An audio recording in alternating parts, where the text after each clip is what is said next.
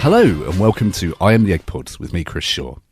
Throughout January 2022, a potpourri of delicious guests take a jaunty stroll through Peter Jackson's Get Back, day by day, every day, on the day.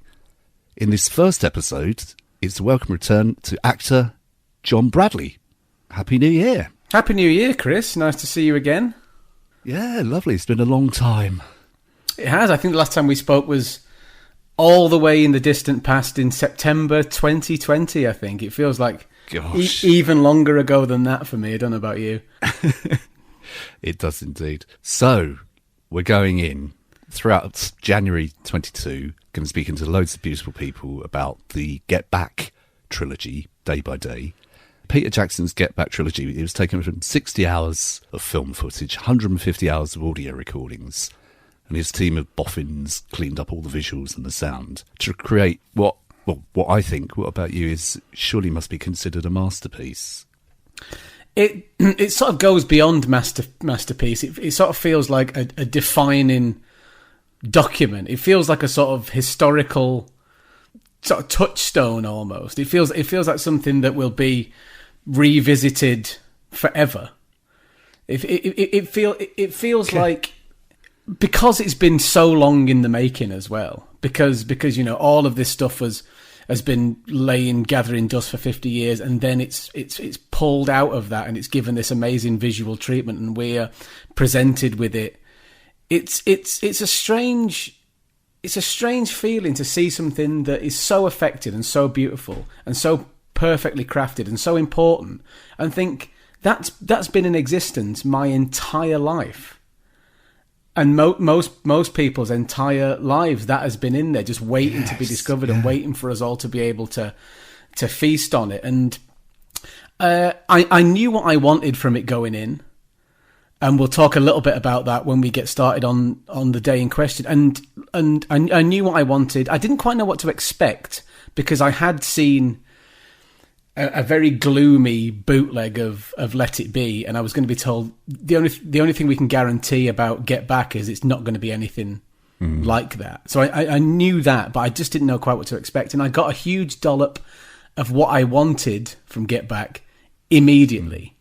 In the very first few minutes of the Twickenham footage, I got a huge dose of exactly what I was looking for. And yeah, I found it I went in with incredibly high expectations, and it met them and exceeded them every step of the way.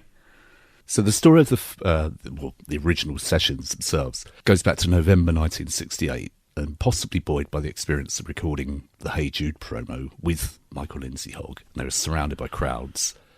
Apple Records announced that the Beatles would be performing live at the Roundhouse in London in December 68. That obviously didn't happen, but the idea remained with them, and the plan was to record the next album in front of a live audience, which would also be a TV special, much like the Stones' Rock and Roll Circus.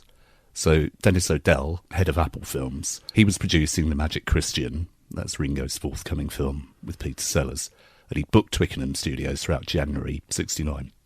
He offered Stage 1 to the Beatles for rehearsals to film the TV special, but he'd need the space back before the end of the month. And Ringo was also scheduled to start filming on 24th of January, so time was really tight. And then we get Michael Lindsay Hogg, who'd previously worked with them on Paperback Writer, Rain, and Hey Jude, and Revolution. And he later went on to... Wow. Well, he did a few Stones videos in the 60s, but he did all of their videos, more or less, from 67 to 1982. So he was called into the film rehearsals. Initial dates were set up. So its dress rehearsal was going to be on the 18th of January, and 2 live performances in front of an audience, 19th and 20th of January. So it's a big old task. You think they've just released the White Album, and now they're coming in with pretty well nothing, getting new songs together in a few weeks. Yeah, absolutely. And I think it's a great testament to the sheer force of nature that is Paul McCartney, that he seems to come into it so brimming with energy and so full of doing. He seems to be, I mean, doing is a thing that you either have or you haven't, and Paul has got so much doing about him. He's a supernova of creativity and of ideas, and comparatively the other three look really blown out. they look jaded, and they look tired, just fundamentally tired. And yeah, you can even see it on that first day how kind of aimless they are, and they're John's having a go at a child of nature, jealous guy as it became, and then George comes in, starts noodling around. Ringo starts to feel his way into it. Then as soon as Paul comes in, Paul's the last to join on that day. As soon as he comes in, it's like a real kick up the arse for everybody that he starts to organise everything. He starts to orchestrate things. He say, do that twice, then go into this. He really starts to get a grip of what they're doing and starts to channel it into some sort of order. And that it does two things throughout the course of Get Back, doesn't it? It galvanizes them and makes them work hard, and provides that much needed sort of boost of energy that they all needed going into these sessions. But also, you do see John sometimes getting a little bit pissed off that he's a genius in his own right. But when you're a genius who is just a little bit exhausted and is finding it hard to really hit his stride, to find himself working alongside somebody who's a genius as well, but seems to find it so easy, just finds the whole process like a walk in the park. If there was any sort of resentment bubbling under, which we sort of know there was at the time, it's only going to intensify it, I think, when you get these two people with such contrasting levels of energy and levels of engagement in that project. It makes them gloriously a lot of the time, but sometimes quite damagingly bump heads as it goes along, I think. Yeah, that undercurrent of tension is palpable, even when they're sort of joking about. And it's almost like the joke. There's so much procrastination in this. Yeah. It's unbelievable. Someone was saying, who was on here before, that it was a bit like Twitter. People keep checking their phones. They just keep playing old rock and roll numbers. Yeah. And it's sort of like they're trying to not face... There's lots of comments later on over the coming days about, they've had discussions about, breaking up the Beatles before. They've had meetings where it's been discussed. Yeah. So that's the elephant in the room, isn't it? That is there. Oh, totally. It 100% is, and you really can feel it. But I think if you watch Let It Be, the movie, and you read some stories about what was happening at the time, you'd imagine that they would be demonstratively at each other's throats all the time. And there would be slanging matches and stand-up nose-to-nose arguments. Because George was annoyed at this, and then they had a row about this, then Paul said this. It sounds like it was just a pitched battle all the time if you just read it and don't see it. And then when you see it, you think, well, there may be a lot of that under the surface, but they're just sort of trying to get on.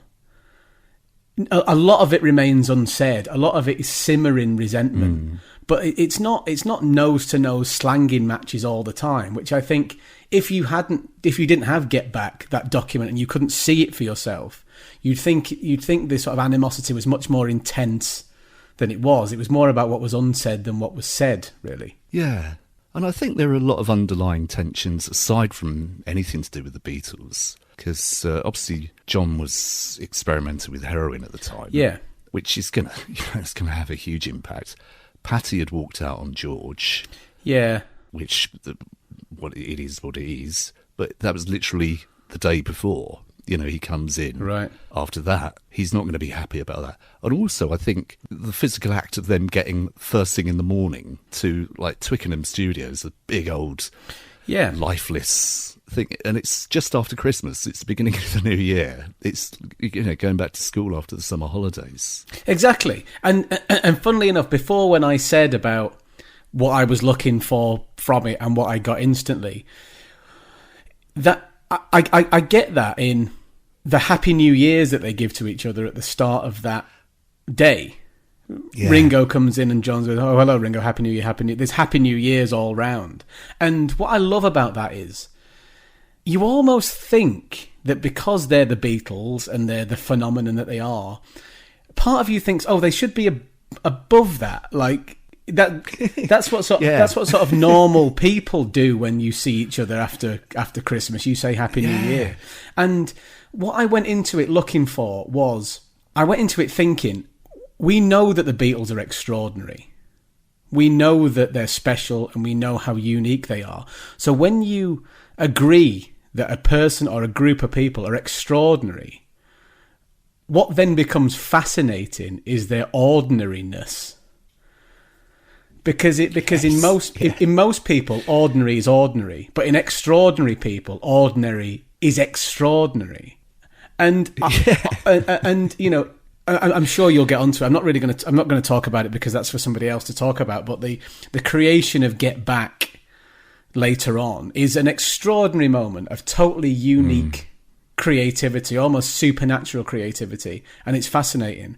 But if you think I'm not as equally fascinated by the fact that George wanted cheese sauce on his cauliflower, then you're crazy. I find their ordinariness fascinating. It's the same when I think about any great artist. If I'm thinking about an artist, I'll look them up, and I want to know about their personal life and the mundanity of their lives because I feel more connected to them that way. So it's the fact that you get to see them just wishing each other Happy New Year like colleagues do, I find that really moving and a greater sense of connection with them because of that. The fact that they're not aliens, they're just four blokes who know each other really well. And of course they wish each other Happy New Year, and there's just something gloriously and satisfyingly mundane about those kind of exchanges that I just love.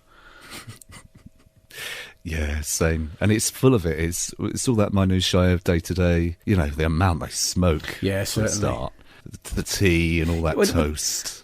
That seems to be all they. Well, that's another thing as well, isn't it? And it says quite a lot about the '60s, and also sort of gives you a real indication of just how long ago this was. And there are a few good indications of that throughout the course of this, and I'll maybe get onto a couple of them later. That if that was now, and they were the biggest band in the world, and they were recording a highly anticipated album, their catering would be astonishing.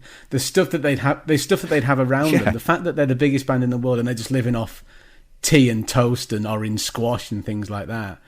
It just lets you know that it was even though they set the template for a lot of what a rock star would go on to be, it was almost like a pre-rock star world where they just ate the same food as everybody else. I find that really interesting as well. But I think going into it, there's so many great. You can tell that it's sort of been put together by a film director, really, because there's such narrative suggestion in it. In fact, the first song that you hear going into the day, the first song that you hear in this entire thing coming out of Twickenham is "Child of Nature." John's going through Child of Nature when the film starts, and there's something about that which doesn't let you off the hook.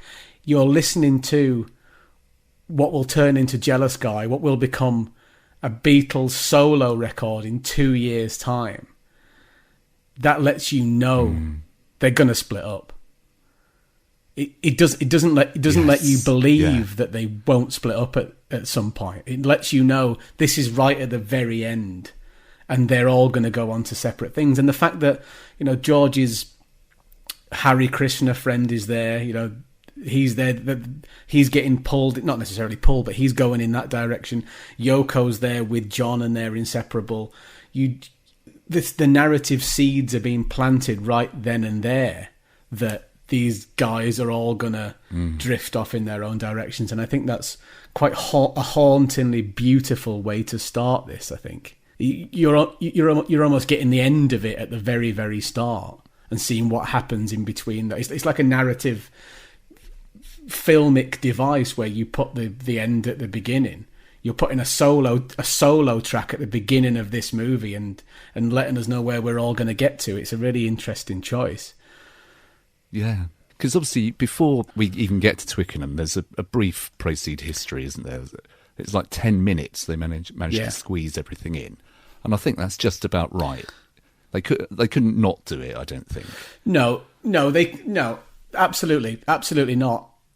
But what that does in such an efficient and effective way is it just lets you know, it emphasises how short a journey that was in terms of in terms of time. The fact that it was 7 years.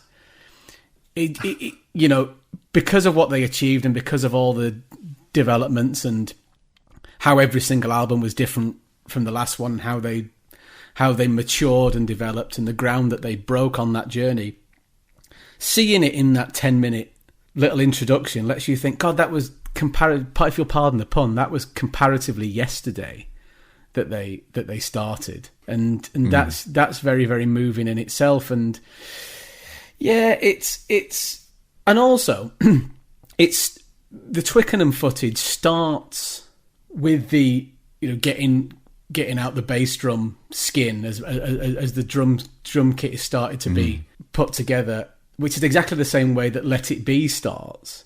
Let It Be starts with that same image of the drum skin being pulled out of its sleeve and put onto the drums. And I think that's a very interesting nod as well, that they're saying this isn't going to be completely revisionist. It's not that we're denying that Let It Be exists or some of the elements of Let It Be exist. We're still going to put in the famous argument about George overplaying and, you know, whatever I can do to make you happy, I'll do it. That famous argument, that's still in Get Back.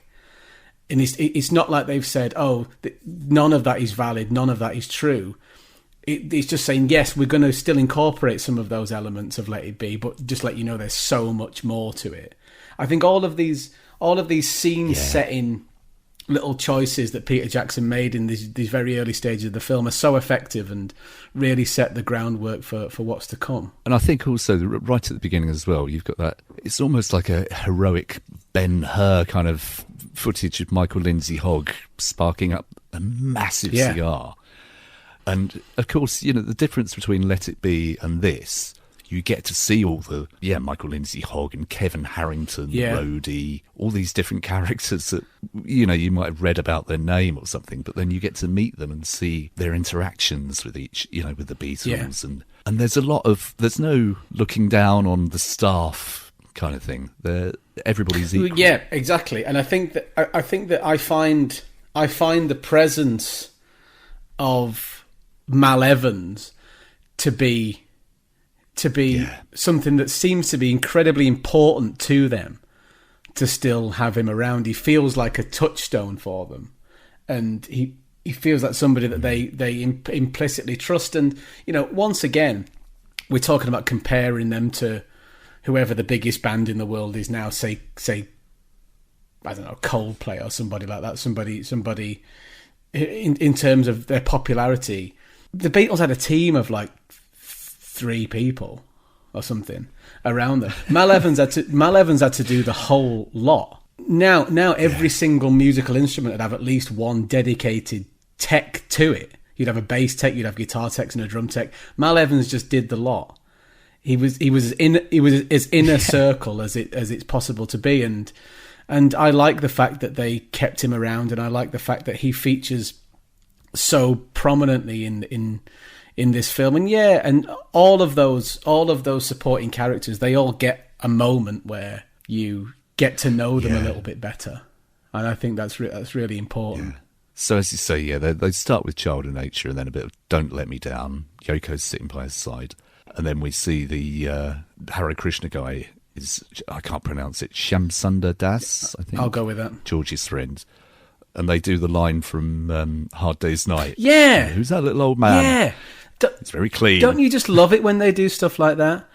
Don't you just love it when they're self-referential like that? I find it wonderful when you hear the Beatles talking about Beatles stuff. Yeah. In a totally, you know, there's that great bit later on where Paul, you know, they're talking about everybody's got a hard on except for me and my monkey, which is such a great joke. And there's bits later on where they're trying to recall, I can't remember what song it is. They're trying to recall a song of theirs and they can't think of the name of it. They're saying, you know, I'll tell you what was a good one, that one that used to go, and they can't remember it. And then you realise that, they've got a completely different relationship with their songs than we have. Yes. We're scholarly about it, and we're very reverential around these songs, and we treat them with the utmost respect. But because they're much more disposable to them than they are to us, It feels like almost disrespectful to say everybody's got a hard on except for me and my monkey. It's like, how dare you be so flippant about that song, because they're their songs. They can take the piss out of them if they want to.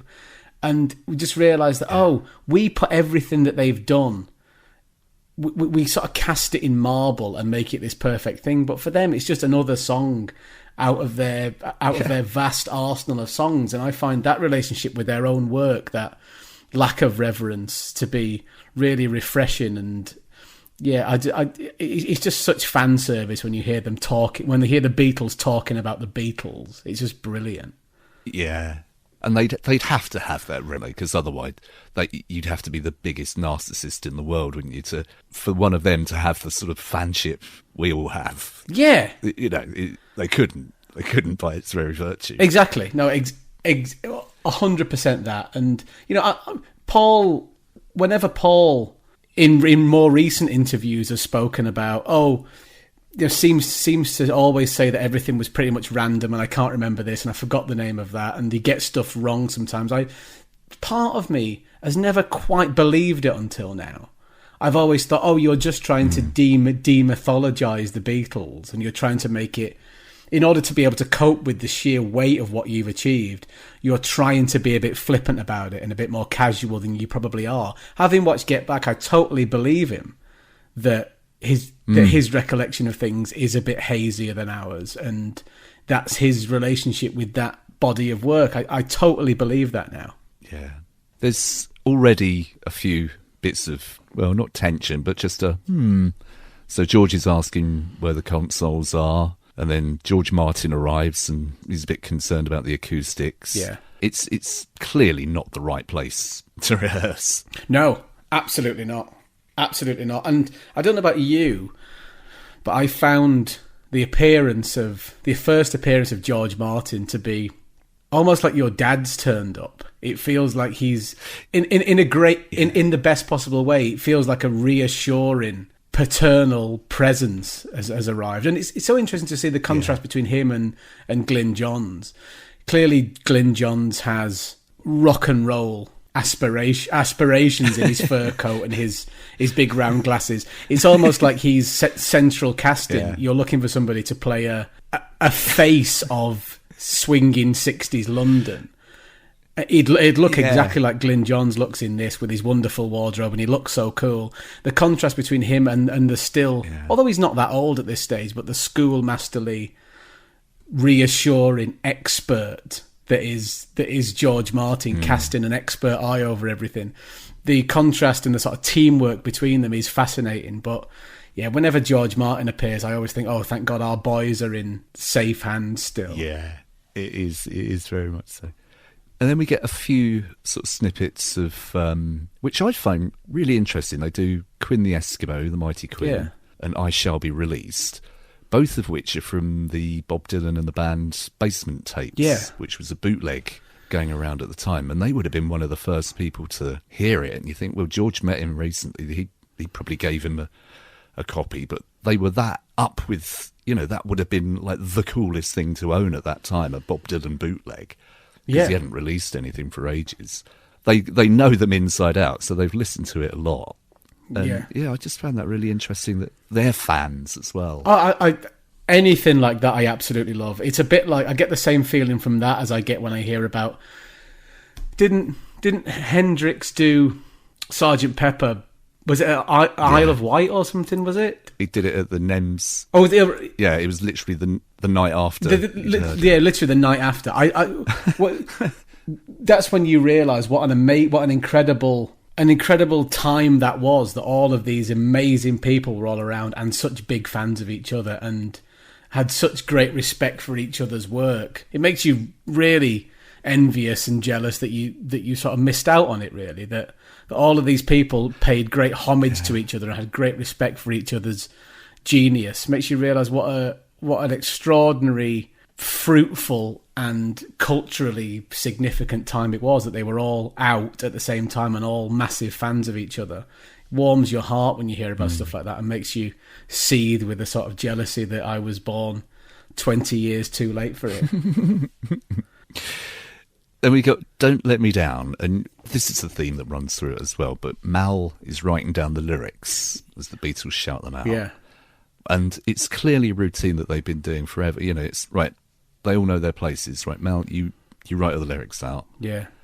Again, it fascinates me that that's set in stone. That's what they do. Yeah. And as we learned later, he often chips in as well, and they're quite happy to amazing. Accept it. Absolutely amazing.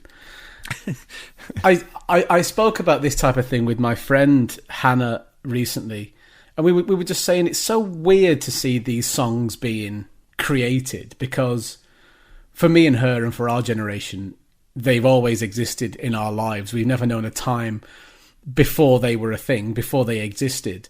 It's almost hard to believe that they ever didn't exist. These blokes made these songs exist, and they didn't before. And you're watching exactly the cross section, the Venn diagram of time between them existing and them not existing. And it's almost like seeing the Bible being written or something. It's something that you're so familiar with, and then you're just seeing it happen in front of your very eyes. It's quite spooky. And I think that's why whenever it comes up, this song, this performance is heard on the album Let It Be, whenever that happens, you get tingles up your spine, because you're like, God, I've listened to this all over the world. It's been in my ears all over the place. And over the years, I've ascribed visuals to it. Like I'll imagine where I was when I heard it. I'll imagine what I think it looked like when they were recording it. I'll think about artwork. But what I'm watching it happen. And every time I've heard it, I was listening to what I'm seeing right now for the first time. All of that stuff that you're now being provided with visuals to go with the soundtrack that you've heard your entire life, and seeing these songs go from nothing and suddenly become something. It's just a total privilege to watch it. And you know, that creative process is such a lesson to anybody who wants to create anything. Don't be scared to just do it. Just say something. Doesn't matter if it's wrong. Just say the first thing that comes into your mind. Mal will write it down. If it's good, we'll keep it. If it's bad, we'll just say something else next time. That total sense of comfort with their own creative process. When John says to George, you know, just say attracts me like a cauliflower, or just whatever comes into your head. That process that you know, you can totally forgive them for sticking with, because look how many times it's worked in the past. It's just exactly what works for them, and demystifies some of those lyrics as well in a quite healthy way. They were just looking for the term, and it just fell out of their mouths, and Mal wrote it down, and we thought, we'll like that, we'll stick to that. It just makes the creativity side of it a bit more accessible for people, I think. It's a great galvanizing, inspiring thing to watch them create. It makes you think, hang on a minute, they were geniuses, but they've just found a process that works for them. And if I want to be creative, I'll just take a few leaves out of their book. And yeah, just as I say, a real privilege to watch them go through that process, I think. Yeah, and that goes back to what you were saying earlier. You do see this, and it is a big thing. You know, this would later appear on the album. And this is the same band that you're watching 2 minutes earlier, drinking tea and scoffing toast. Yeah. And it is that mundanity. That's why it's so exciting and fascinating, because you know, right, 2 minutes' time they're going to be singing a song that I've been since I was a kid, you know. Yeah, exactly. And they've got, and you know, their sort of workman-like approach is quite inspiring too. One thing I found amazing about it was, you know, when you're seeing the calendar of what they have to do and the time that they have to do it, and then they get to Friday and there's a big cross on Friday, and then it just goes straight to Monday. You're a bit like, hang on a minute, you've got a very limited amount of time to do this, and you're still sort of respecting the weekend. Your weekend is still your time off, and you go home when you're tired. You know what I mean? It's sort of like their job is to come in and write and record these songs, but you know, it's still a job of work, and we're still going to have the weekend off. Thank you very much. And John later on complaining that he's tired because they didn't really have a proper weekend. That type of the fact that they're such geniuses and they're clearly so blessed, but they do treat it like a job of work that they do, and then they clock off and they go home and they come back the next day. That kind of discipline and that kind of rigor, I find that really enlightening too, actually. Well, I guess you think how they used to record from sort of Pepper onwards, and it would be into the night, into the early hours, so they were never working conventional hours. Now suddenly, I guess they're doing a 9 to 5 job for the first time since pre-Beatles. Yeah, exactly. And is that, presumably that was just to facilitate the filming of the movie, because that's the hours that the film crew would work. Yeah. Do you think it's quite interesting that, you get moments where, for the first time in a while, as you say, they're being governed by somebody else's rules and regulations and somebody else's timetable. So, they're so used to being the Beatles, who everybody says yes to and everybody's deferential to.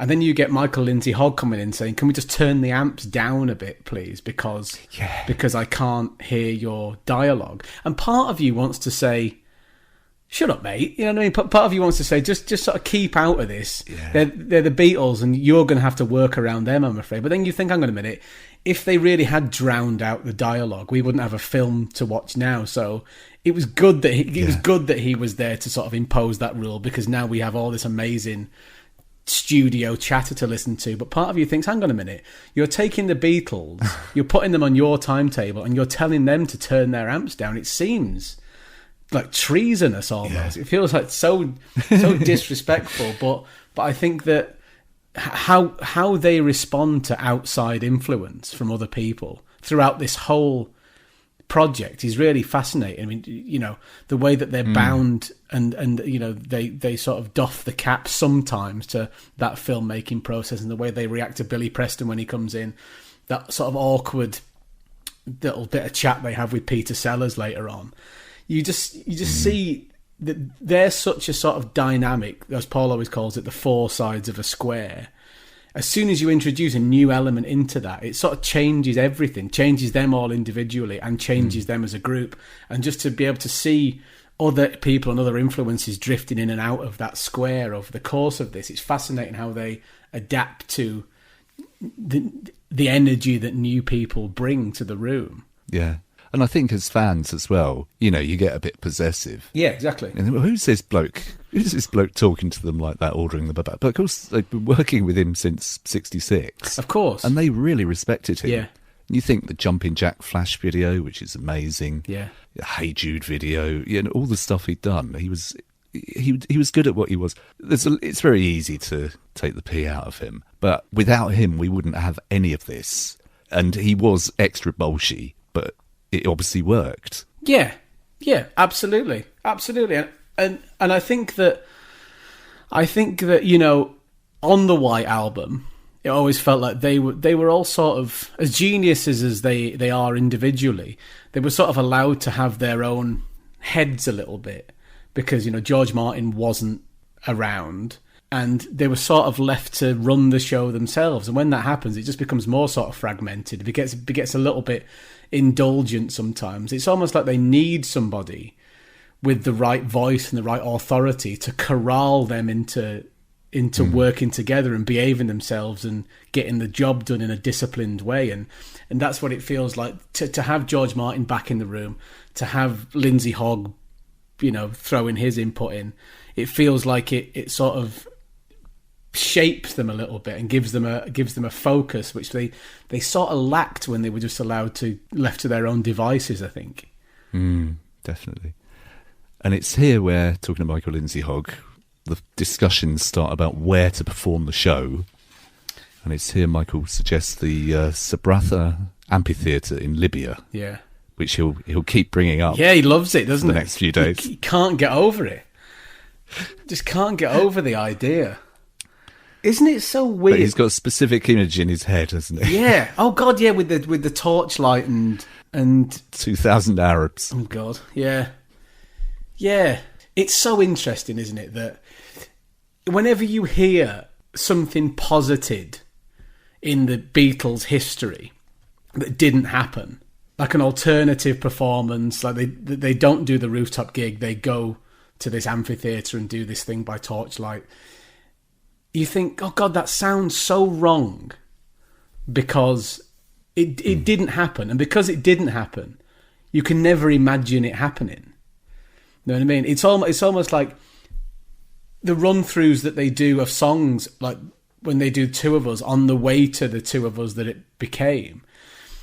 It always sounds so unbelievably wrong because it's not the received history that we've all been used to. It sounds like, no, how can you ever even entertain that that's the tempo for Two of Us? It's just not right. And I think that whenever they sort of discard an idea, or wherever an idea comes up and they go a different way with it or they abandon it, it always feels like exactly the right thing to do. But of course, if they had have done the gig that way, it probably would have been spectacular, and it probably would have had a Blu-ray release now, which we'd all be poring over and talking about. But because it diverts from the received narrative chronology of what we all know, everything that didn't happen just feels so wrong to not even really consider it. Yeah. But they're there at the time, and it is an option. Although it's not really an option, because Ringo's told Paul at least, we're not going abroad because he's put his foot down. Ringo does not want to go abroad. Yeah. And this is made really clear right from the start, but Michael keeps going. And there's one point a few days later where he is actually having a quiet word. Come on, Ringo, it's a real hard sell on the idea. Yeah. I mean, Pink Floyd live at Pompeii, that's what it would have been, I guess. Yeah. It would have looked good, but it wouldn't have been the rooftop. Just the phrase, the rooftop. Exactly. And the Beatles come into mind. Oh, they've taken over the word rooftop. Yeah, just by necessity, and restriction, they created something perfect. Something that we look back on and say, that was exactly the right thing to do, and it's gone down in history. But they only did that because they sort of ran out of other options. So that was all they were left with. And it's so interesting talking about that. Such a thrill for, separating the wheat from the chaff when it comes to Beatles fandom. A little Jimmy Nicol mention from Paul. That's the kind of little Easter egg that Beatles superfans really pounce on, and it means a great deal to them. Yeah. A casual watcher might not see the full significance or get the in joke of that, but for people like us, we get out of bed for that type of stuff. Yeah. So harsh, poor old Ringo. And then it ends with Two of Us, and it's, like you say, Paul's teaching you. And the lyric sheet highlights something that happens a lot. I mean, referring back to the past, it's got a Quarrymen original written at the bottom of that sheet, which is lovely. And there's lots of that throughout this where they reminisce about the past. I think possibly because they haven't got enough songs, but it's it sort of brings it all full circle. And I wonder if it is because they are in that 9-to-5 role that they wouldn't have been in, for years. Yeah. That they're all thinking, oh, last time I was working 9-to-5, this is what we were doing. I think my favourite moment of certainly when I first watched it, the moment that moved me as much as any other moment in it was when they're in Twickenham and George says to Ringo, it's like Lime Street Station.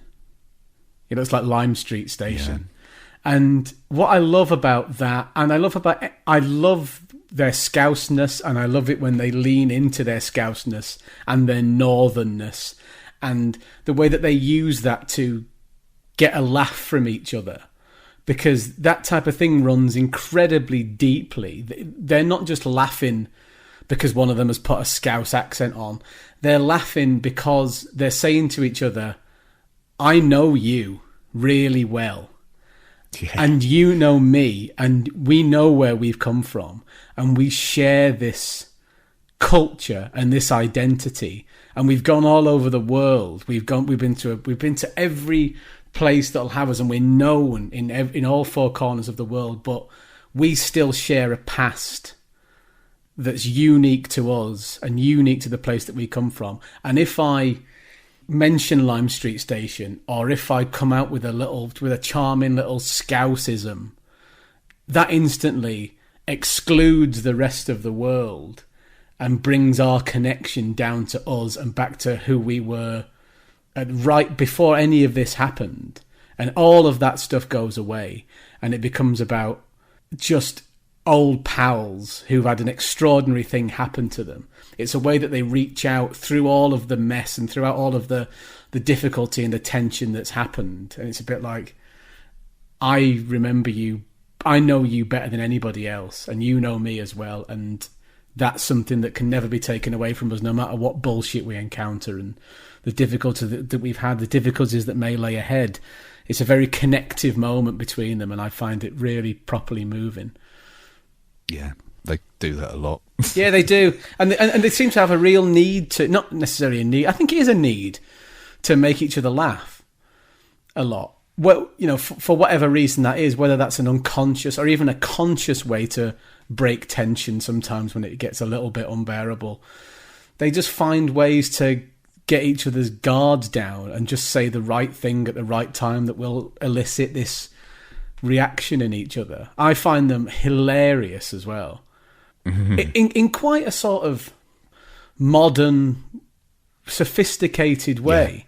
Yeah. If you look at a lot of comedy that was around then, apart from, you know, things like Python and Spike Milligan and Peter Cook and people like that, a lot of the comedy that was around then was very, well, old vaudeville. Sort of vaudeville and sort of old-fashioned, and there's nothing wrong with that, but their sense of humour seems to be so contemporary to now, and so sort of rough around the edges and so piercing and so witty and so funny that you almost forget that this is 50 years ago. It's almost as if it's so weird. It's almost as if when you're watching them in Twickenham and when you're watching them in Apple, it's like you're in a bit of a time warp where you just assume that it's now. And because the film looks so great as well, it does look like it was shot yesterday.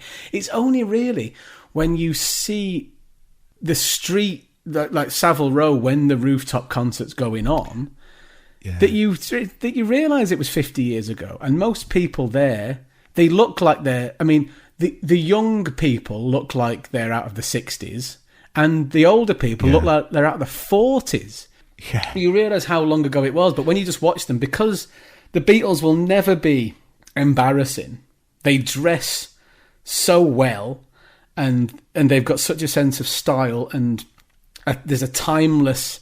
We spoke about it the last time I came on. There's such a youthfulness to them, even though they are sort of tired here. There's still an energy that's encapsulated in everything they do. They're never going to be embarrassing. You're never going to look at them and think, "Oh God, what were they wearing?" Like the same way you do when you look at sort of Slade or something. Yeah. Oh God, what was all that about? They will never let you down like that. And it's only when you see the wider world that this was taking place in that you realise, God, this was ages ago, but it really doesn't feel like it at all. Definitely. They're chatting. They could be on TV now, you know, on a panel show now, and be that timeless. It's bizarre to me, and it's really highlighted when you see the Vox Pops. Totally. Especially I don't see that it makes any sense. Oh, I love these kind that. of people. Yeah, exactly. But I think that raises another really interesting point that, once again, you know, draws a bit of a contrast between how we feel about the Beatles and people then felt about the Beatles. That when they interview the people, and in those Vox Pops, and they say, "Do you know who this is?" You expect what you think is going to happen there is they're going to say, "Do you know who this is?" They're going to say no, and he's going to say it's the Beatles, and they're going to lose their mind because it's the Beatles. But they don't.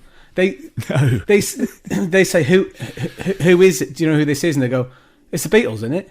Yeah. And then they're fine about it. "Do you like the Beatles?" Yeah, they're all right. You know what I mean? It's so weird to think that by this stage they weren't a myth yet. They were still a band, and they were a band that was around London, and they hadn't become they were still hugely significant, obviously, but they haven't become in the public consciousness yet what they've become now. And people didn't realise that they were privy to history. The people who were moaning about the noise, you feel like saying to them, "Well, hang on a minute, it's just wind your neck in, because just come out and listen to it. This is history that you're seeing here, and you're passing up the opportunity to see it because you're moaning about how loud it is.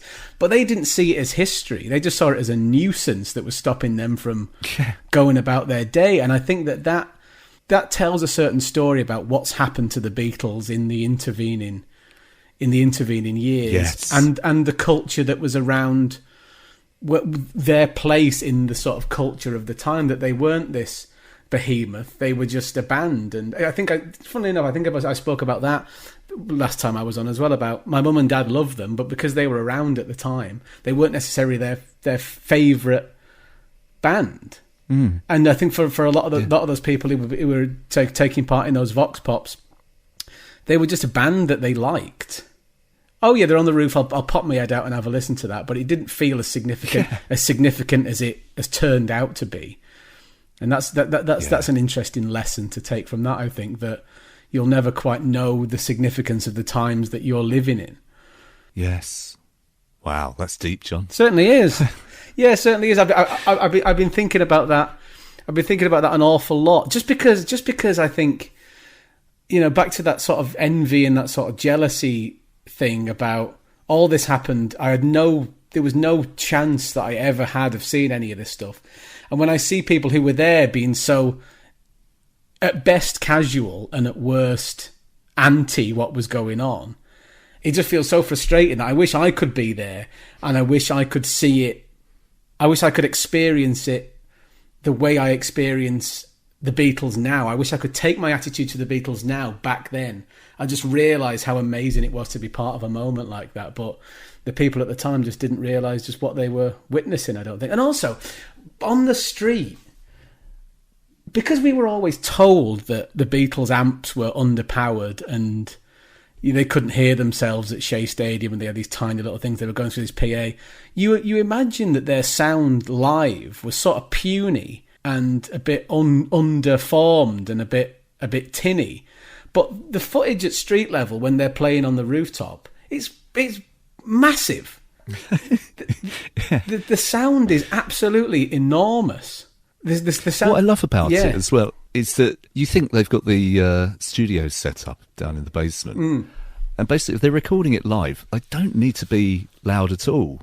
It could be really minimum. So there's no need for them to be loud other than to deliberately be a nuisance. So yeah, I mean, Paul's puckish delight at the police appearing on the rooftop as well. I mean, they didn't technically have to do it like that, but there was something about them where they wanted to rub people up the wrong way again, because just worrying that they were in danger of becoming a bit comfortable and just being a little bit safe, and they wanted to cause a bit of a public nuisance. And I just think they come across as so unbelievably cool in every single second of this. They're still a great role models for young people, I think, even though two of them are not with us anymore, and the ones that are with us are well into their sort of 70s. To look back, there's still a lot that young people can learn from that, I think. And I am going to say it. A lot of people have been getting in touch with me over the past couple of months, saying that Get Back Paul McCartney has got a passing resemblance to me, and it's something that they always say. You're probably sick of hearing this, but I've been watching Get Back, and I think you look a bit like Paul McCartney. I'm a bit like, no, absolutely not sick of hearing it. Never will be sick of hearing it. Say that as much as you like. It's so much better than what I'm used to. Believe me. So that's every time that happens, that makes me happy. Superb. Yeah. I'm going to go and find some outfits for you. Do a bit of cosplay. Paul's. I mean, all of them. George dresses immaculately all the way through. John sort of less so, should we say? But Paul's hair. I mean, I don't know. I don't know what, if Peter Jackson's done a lot to it to make it look like that, or it was just that immaculate at the time. But God, I can look at his hair. His hair deserves an episode devoted to it all on its own. Oh, it's astonishing. It's just immaculate. And I was talking to, just a sort of a final sort of point, really. I was talking to, do you know Andy Dawson? Andy Dawson does Atletico Mints and Top Flight Time Machine. Yeah. I think he's absolutely great. He was talking the other day, and we were messaging about it, just saying he knows that for the rest of his life, he can pop half an hour of Get Back on if he's got half an hour to kill. Pop it on at any point in it and know that he's going to be entertained for that half an hour. It's such a special thing, and we're so lucky to have it. And yeah, it just bears what... I mean, it was cut down from sort of 60 hours of footage. I don't think there's a person who's watched Get Back that wouldn't be happy to see every single second of that. I know I would. It's we're very, very lucky to have it, and I, as you can probably guess, I could talk about it. I could talk about it for 60 hours myself. We could do the John Bradley Get Back tapes. John Bradley, thank you so much. One final thing: if you were Michael Lindsay Hogg, after day one, what would you be thinking? That's an interesting one. I'd be thinking, one thing I'd be thinking for a start is we need to get them physically, if you think about it visually, we need to get them physically separated a bit more, because we're in this huge aircraft hangar, and then for aircraft hangar sized set, and they're not making the most of it because they're determined to stick to each other like glue. They're like an island in the middle of this whole thing, and they're in a huddle. They've got their backs to us. It's like they're inward looking. They're inward looking, and they're trying to shut out this massive space around them. They want to be an island in the middle of it all. I'd say we need to sort of get them. We need to coax them out of that and sort of get them looking outwards. He might think that I think wrongly, but I think he might come out of that day one thinking this is quite visually underwhelming and energetically underwhelming, and we need to find a way of getting a bit more life to it. I think that's what he'd think. I don't think he'd be totally happy, but I think it's perfect as it is. Yeah. John Bradley, thank you so much. I'm glad you enjoyed Get Back and still can forever. Thank you so much. Loved it. My pleasure, Chris. Thanks, mate. Hey!